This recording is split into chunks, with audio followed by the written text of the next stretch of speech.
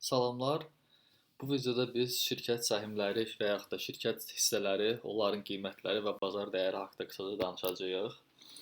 Siz xəbərlərə baxarkən bəzən ekranın aşağısında belə müxtəlif rəqəmlər görə bilərsiniz, müxtəlif ədədlər görə bilərsiniz. Bu ədədlər nəyi ifadə edir?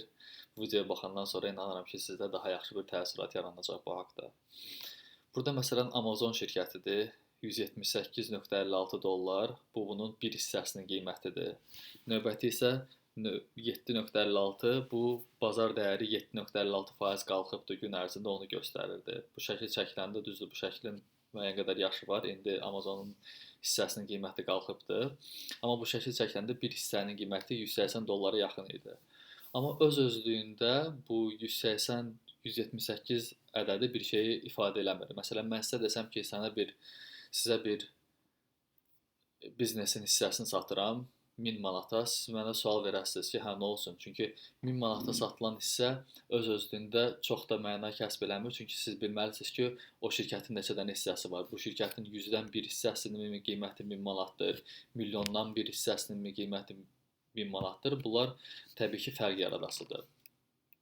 İndi gəlin Amazon nümunəsində bundan danışaq.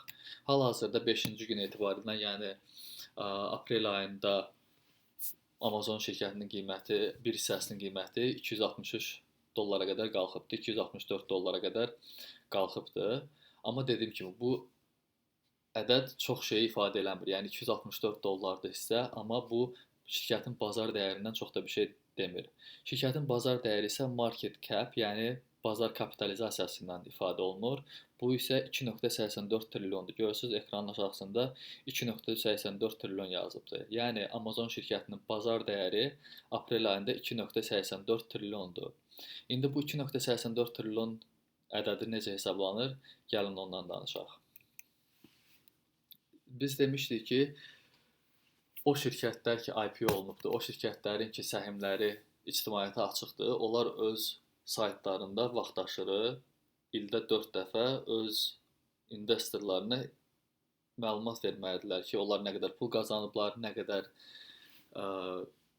belə deyək, aktivləri var, nə qədər borcları var və s. Bu haqda məlumatlar olur və bu məlumatlardan biri də şirkətin nə qədər hissəsi hələ də investorlara əl çatandır, o haqdadır. Məsələn, burada bu saytı görürsünüz, IR, yəni investorrelations.aboutamazon.com. Bu yəni web saytdır, hara ki siz gedib Amazonun nə qədər hissəsi var, o haqda məlumatı tapa bilərsiniz. Amazon nümunəsində hal-hazırda 10.731 mindir, amma bu ədədlər milyonla ifadə olunur. Ona görə 10.7 milyard Amazonun hissəsi var və bu 2.84 trilyonu almaq üçün bizim səhmimizin bir səhmin qiyməti 264 dollardır.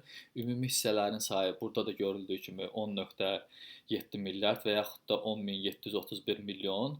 Bu ədədləri bir-birinə vuranda 2.84 trilyona yaxın bir ədəd almış olursunuz. Yəni sizə bir səhmin qiymətini deyəndə o öz-özlüyündə çox şey ifadə eləmir. Çalışın, bu bazar dəyəri nə qədərdir, siz ona baxın, çünki bu ədəd daha önəmlidir. Belə, bu videoluq bu qədər.